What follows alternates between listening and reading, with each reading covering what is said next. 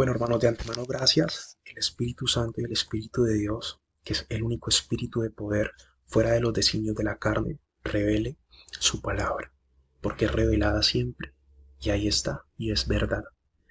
Así que vamos a continuar con el estudio número 2, la continuidad de los profetas en este siglo y la iglesia.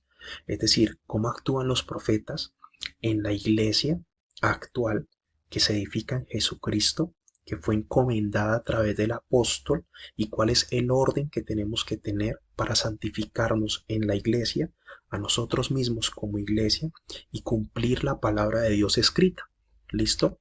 Entonces, para poder determinar si existen los profetas de estos tiempos, que ya lo sabemos que así es, porque son profetas de la gracia, voy a tomar este estudio de comprensión en base a algunos pensamientos, ¿vale?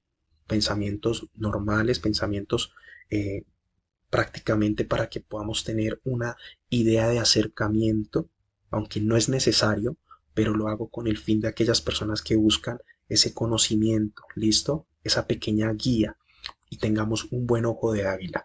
Entonces vamos a ir palabra por palabra y tilde por tilde para que se cumpla la palabra de Dios. Entonces, Corintios capítulo 1 lo escribe Pablo. Cuando se escribe Pablo y los acontecimientos que se encuentran en Corintios, recordemos que ya había resucitado y había ascendido a los cielos nuestro amado Jesús. Pero Jesús le dejó la tarea a los apóstoles, especialmente a Pablo, para que edificaran la iglesia y su comportamiento, es decir, cuáles son las directrices que se deben hacer dentro de la iglesia, especialmente con los profetas y los santos y la iglesia a sí misma, para agradar a Dios en santidad, sin quitar ni una sola palabra. Ya lo vamos a ver que sí están los profetas del nuevo tiempo, de la gracia, después de Jesucristo. ¿Listo? Porque el ministerio es quíntuple y no podemos dividir la palabra de Dios, no podemos dividir la gracia, como tampoco podemos dividir la ley. Así que bueno, vamos a revisarlo. Entonces, Corintios capítulo 1. Pablo, llamado a ser apóstol de Jesucristo por la voluntad de Dios, y el hermano Sostenés, a la iglesia de Dios que está en Corinto, a los santificados en Cristo Jesús, llamados a ser santos con todos los que en cualquier lugar invocan el nombre del Señor Jesucristo. ¿Listo? Señor de ellos y nuestro, gracia y paz a vosotros, de Dios nuestro Padre y el Señor Jesucristo. Es decir, en este momento ya había muerto, resucitado el Señor Jesús, subió a los cielos, pero fue condenado Pablo, y el versículo 2 lo dice, a la iglesia de Dios que está en Corinto, es decir, a esa iglesia de ese tiempo, de ese momento llamada Corintio, pero aquí viene la coma y dice a los santificados en Cristo Jesús, que somos todos nosotros hasta el fin de los tiempos. Aquí viene la palabra y el mensaje por Pablo, por parte de Pablo, hasta estos tiempos, llamados a ser santos, con todos los que en cualquier lugar invocan el nombre de nuestro Señor Jesucristo, hasta este momento. Para que no haya confusión, ¿por qué les digo que hasta este momento? Porque si fuera solo hasta los santificados de la iglesia de Corinto, pues todos seríamos pecadores, ¿verdad? La iglesia no existiría, pero la iglesia va hasta el fin de los tiempos en el orden de edificación que Dios entregó a Pablo para que hagamos su palabra y actuemos sobre ella. ¿Listo? Lo puedes volver a leer. Entonces, a los santificados en Cristo Jesús, llamados a ser santos, con todos los que en cualquier lugar invocan el nombre de nuestro Señor Jesucristo, con los santos de estos días, hasta los últimos días de la palabra de Dios. Esa es la iglesia. Somos uno solo. Entonces dice, este es el pensamiento, encomendación y edificación del comportamiento actual de las iglesias. ¿Cuál es el pensamiento? Cómo Pablo, en su palabra, edifica y se encomienda a través del Espíritu Santo a la iglesia de la gracia, a la iglesia del nuevo tiempo, a la iglesia de los tiempos finales. Y dice Corintios capítulo 2, versículos 7 al 14, proclamando a Cristo crucificado. Dice, así que hermanos, cuando fui a vosotros para anunciaros el testimonio de Dios, no fui con excelencia de palabras o de sabiduría, pues me propuse no saber entre vosotros cosa alguna, sino a Jesucristo y a este crucificado, y estuve entre vosotros con debilidad y mucho temor y temblor. Y ni mi palabra ni mi predicación fue con palabras persuasivas de humana sabiduría, sino con demostración del Espíritu y de poder, para que vuestra fe no esté fundada en la sabiduría de los hombres, sino en el poder de Dios. La única forma que podamos entender estas palabras, sin quitarle una tilde, es a través del Espíritu Santo, del poder de Dios. El Espíritu Santo, el poder de Dios, el Espíritu de Dios que estuvo en Moisés, que estuvo en Elías, que estuvo en Pablo, que está en Jesús, incluso siendo uno solo con él, para poder entender si realmente hay profetas en estos tiempos y cómo actúa el profeta y debe actuar para la iglesia de la gracia, el profeta de la gracia, ¿listo? De los nuevos tiempos, de los tiempos finales, ¿listo? Entonces dice, sin embargo hablamos sabiduría entre los que han alcanzado madurez y sabiduría no de este siglo, ni de los príncipes de este siglo, que perecen. Mas hablamos sabiduría de Dios en misterio, la sabiduría oculta, la cual Dios predestinó antes de los siglos para nuestra gloria, la que ninguno de los príncipes de este siglo conoció, porque si la hubiera conocido, nunca habrían crucificado al Señor de gloria. Antes bien, como está escrito, cosas que ojo no vio, ni oído yo, ni han subido en corazón del hombre. Son las que Dios ha preparado para los que le aman. Pero Dios nos las reveló a nosotros por el Espíritu, porque el Espíritu todo lo escudriña, aún lo profundo de Dios, porque ¿quién de los hombres sabe las cosas del hombre, sino el Espíritu del hombre que está en él? Así tampoco nadie conoció las cosas de Dios. Es decir, sino el Espíritu de Dios. Quiero que escuches un momento, porque ¿quién de los hombres sabe las cosas del hombre, sino el Espíritu del hombre que está en él? Así tampoco nadie conoció las cosas de Dios, sino el Espíritu de Dios. Ese mismo Espíritu de Dios estaba en Moisés, para que pudiera entender los hombres de aquella época las profecías y los misterios de Dios a través de Moisés. Ya lo vamos a ver. Ese es el deber del profeta de la ley. Pero el deber del profeta de la gracia es el mismo Espíritu Santo, pero en la gracia, en cumplimiento a la promesa del Espíritu Santo que entregó el Señor Jesucristo a los profetas de la gracia, es decir, siendo unidos, al igual que lo fue en la ley, sin perder el espíritu de poder, pero todos ahora participamos del Espíritu Santo. Ya lo vamos a leer.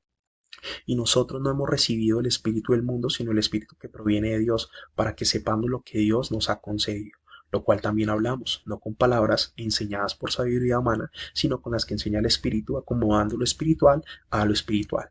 Pero el hombre natural no percibe las cosas que son del Espíritu de Dios, porque para él son locura, y no las puede entender, porque se han de discernir espiritualmente. En cambio, el espiritual juzga todas las cosas, pero él no es juzgado de nadie, porque ¿quién conoció la mente del Señor? ¿Quién le instruirá? Mas nosotros tenemos la mente de Cristo.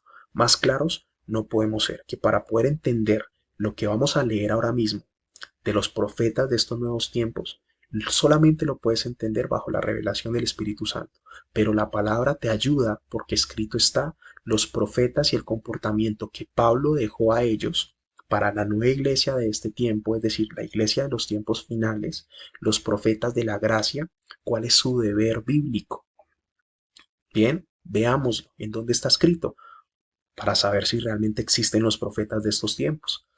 Entonces, quiero aclarar un punto para poder conceptualizar ambos conceptos bíblicos, ¿listo? Y el primero es, ¿qué era un profeta de la ley como lo fue Moisés? Vamos a leerlo. Entonces, Números capítulo 11, versículo 25-29.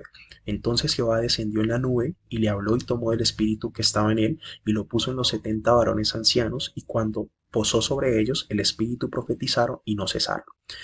El profeta de la ley, antes de la promesa del Espíritu Santo, porque el único que compartió el Espíritu Santo a los hombres y a los apóstoles y a los profetas después de la ley en la gracia fue el Señor Jesucristo. El profeta de la ley era el encargado y único de tener el Espíritu de Dios, por eso se mencionaba como profeta del Antiguo Testamento, porque era el único que en su momento podía tener el Espíritu de Dios y el único que podía a través de él mismo como profeta en Dios compartirse o profetizarse a otros espíritus para que conocieran a Dios. ¿Listo? Ese era el profeta de la ley. Lo estamos leyendo. Y dice, y habían quedado en el campamento dos varones llamados el uno Eldad y el otro Medad, sobre los cuales también reposó el espíritu. Estaba estos entre los inscritos, pero no había venido el tabernáculo, y profetizaron en el campamento. Y ocurrió un joven y dio aviso a Moisés y dijo, Eldad y Medad profetizan en el campamento. Entonces respondió Josué hijo de Nun, ayudante de Moisés, uno de sus jóvenes, y dijo, Señor mío, Moisés, impídelos. ¿Listo? Y Moisés le respondió, ¿Tienes tus celos por mí? Entonces Dios permitió, porque fue Dios el que puso el espíritu que estaba en Moisés, lo compartió, ¿vale? Y Moisés responde, ¿tienes celos por mí, de su espíritu? Ojalá todo el pueblo de Jehová fuese profeta y que Jehová pusiera su espíritu sobre ellos, porque era la única forma de canalizar el espíritu a través del profeta para que los demás, listo, los 70 varones ancianos, pudieran profetizar como el profeta. En la gracia, después del Señor Jesucristo, lo que hace el Señor Jesucristo es romper el velo, ¿bien? Y a través del Espíritu Santo nos lo deja como amigo para que todos en la gracia del nuevo tiempo podamos disfrutar de la profecía en el Espíritu Santo. Pero los profetas siguen estando en el nuevo tiempo, en el Nuevo Testamento. A esto los llamamos los profetas de la gracia, de los tiempos finales. ¿Y cuál es la conducta que deben de tener estos profetas del hoy en día dentro de la iglesia para santificar a los santos a través del Espíritu Santo? ¿Cómo funciona? ¿Listo? ¿Cómo es? Entonces, Primera de Corintios, capítulo 14, versículo 23, 33. Recuerda que Corintios lo escribió Pablo. Por ende, ya había muerto Jesús, ya había subido al reino de los cielos y tenía la tarea de predicar las acciones y los valores del comportamiento que debe tener la iglesia para los tiempos finales, para cumplir todo lo pactado en su palabra. Entonces, ¿qué nos dice? Si pues toda la iglesia se reúne en un solo lugar, toda la iglesia, y todos hablan en lenguas y entran indoctos o incrédulos, no dirán que estáis locos, pero si todos profetizan y entra algún incrédulo o indocto, por todos es convencido, por todos es juzgado, lo oculto de su corazón se manifiesta y así postrándose sobre el rostro, adorará a Dios, declarando que verdaderamente Dios está entre vosotros. ¿Qué hay pues, hermanos, cuando os reunís? Cada uno de vosotros tiene salmo, tiene doctrina, tiene lengua, tiene revelación, tiene interpretación. Hágase todo para edificación. Si habla alguno en lengua extraña, sea esto por dos o a lo más tres y por turno, y uno interprete. Y si no hay intérprete, calle en la iglesia y hable para sí mismo y para Dios. Asimismo, y aquí vienen los profetas de la gracia en el Espíritu Santo, ¿vale? Dice, asimismo, los profetas hablen dos o tres. Eso es lo que hacen los profetas de estos tiempos, mencionados por el mismo Pablo. Después de la resurrección de Jesucristo, después de la muerte de Juan, los profetas de estos tiempos. Aquí está el detalle. Asimismo, los profetas hablen dos o tres, y los demás juzguen.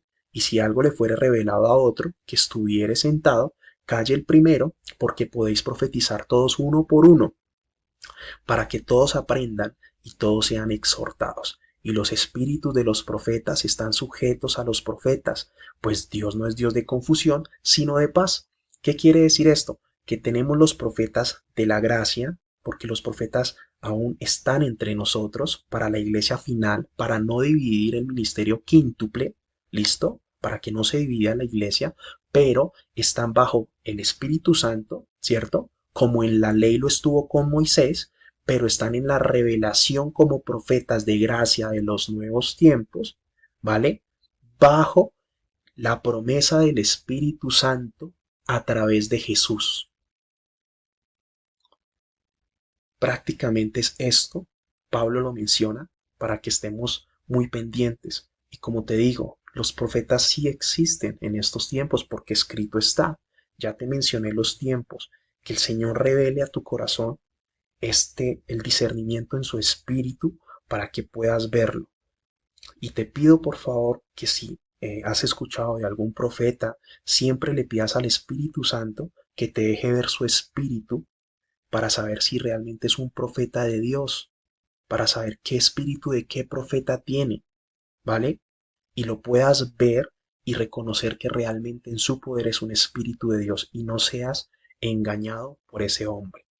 Pídele revelación a Dios porque los profetas de la gracia son importantes para la edificación del ministerio de la iglesia en los últimos tiempos. Así la ley no es abogada, ni tampoco la gracia es quitada ni dividida.